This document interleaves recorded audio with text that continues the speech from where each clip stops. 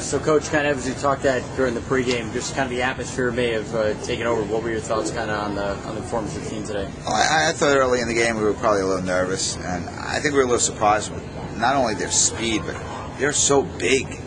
I mean, we're a very big team for the MAC, but this was a very, very big team and very athletic, and they really took it to us early. But I thought we hung in there for a while, especially, we lost our starting point guard. It's always difficult to do that. Susie did the best she could with that hip pointer, but, halfway through the first half, we had to shut her down because we want to take a risk.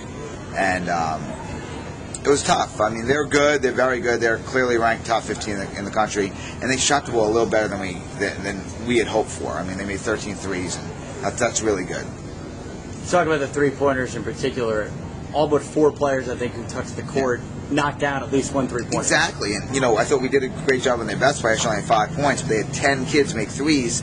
And if you're that hot and you're in that much of a zone, it's difficult to defend them, especially with their size and speed.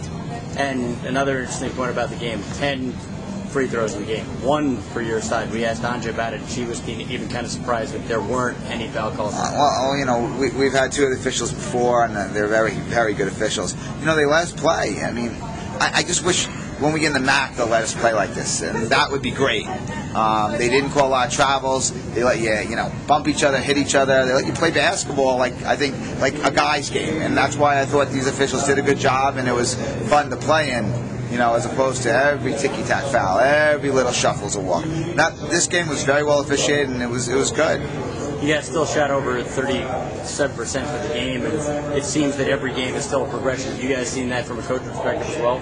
I think so, but like I had said to you before the game, I thought Di would struggle, and she did. It's hard that second game. She still doesn't have the conditioning. She's still only 50%. Played without Susie, so we went to Shanice, who did a really good job. I was really happy with her energy and her steals and stuff like that. I thought Melitza played a much better game, and she's getting better with 7 rebounds. I thought Anja and Tamisa played very well. And then, on top of that, we lose Chris. Chris only played about 7 or 8 minutes in the first half because she picked up 3 fouls. And, in this game, that's not what you want to happen.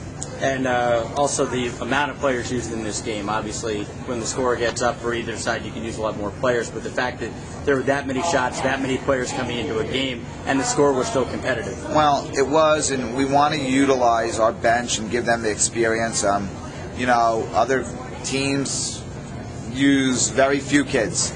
And I think down the line, either that's going to hurt them or those kids are going to leave. We're trying to keep kids, getting them experience, and while you want to keep them happy, you want to give them experience, which is more important, but you also do want to kind of keep them happy so they can contribute in the program in all ways. And we thought at times, there were different times today where, maybe it would cost us 2 or 4 or 6 points in the final score, but in the long run, it'll help us win a league game against, a good opponent in our league. So, we used everybody, and they all got a chance to play with the starters and stuff like that. So it was a good learning experience. It was a good experience. Obviously, we're not happy with the loss, but I think anytime you play a team that, is ranked 15, but really by the end of the year will be a top 10 team in the country, you got to take what you can as positives. And you play your third-ranked team.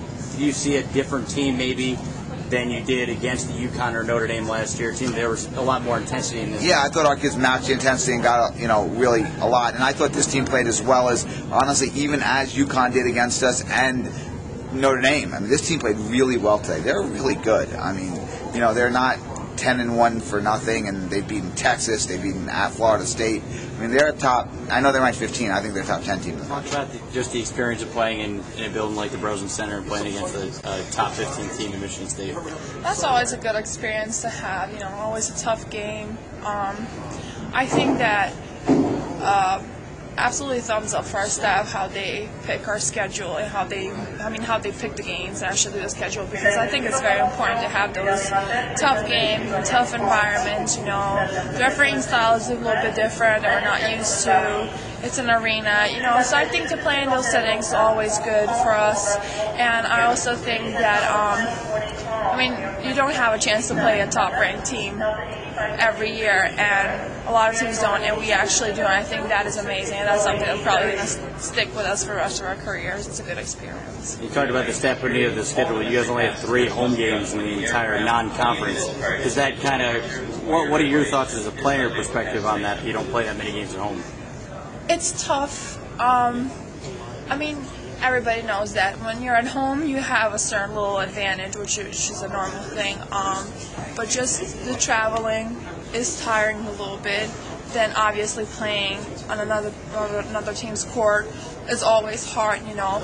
But like I said before, I think that's all to prepare us for the Mass, because there are some tough gyms in our league. I mean, the Mayor's gym is always full when we go there. The Ryder gym is a pretty small gym that gets packed. So we have a few tough environments to play in. So I think that's just to prepare us, just like I said. And for you guys, not a lot of fouls called in this game. Kind of takes you guys maybe out of the game. You had the one and only free throw for Iona.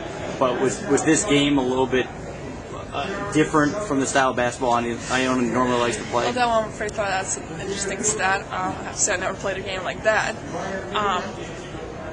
It is because I have to say that I think that our girls actually prefer this style, but having one free throw game is a little bit extreme, I would say. But in general, the more physical style, like, I don't know, like, I think Melita played very well, and I think Tamita played very well, and I think a lot of our girls prefer a style like that. Like, I like that because I don't get personally into foul trouble that much. And the MAC is more, they're very light on the touching, feeling like it's automatically a foul, it's an open bar, closed bar, whatever. So I actually prefer this. Some girls might not, but I think for our team as a whole, I think we actually like better when they let physical play go on and when there's not any fouls called. And for you, come back another double-figure scoring game since the injury. Do you feel you're stronger maybe since that injury, or is a part of your game maybe changed since then? Not really. I mean, I think I'm still in the process of getting into my rhythm because it really was a long time since I played before the season. But I feel pretty good. I don't know. I mean, it feels fine. So knock on wood, it stays that way. And I think it's just all about the rhythm. I think as the time goes by and I play more and more with the girls, I think I just feel more confident and more comfortable. So I think that's the key.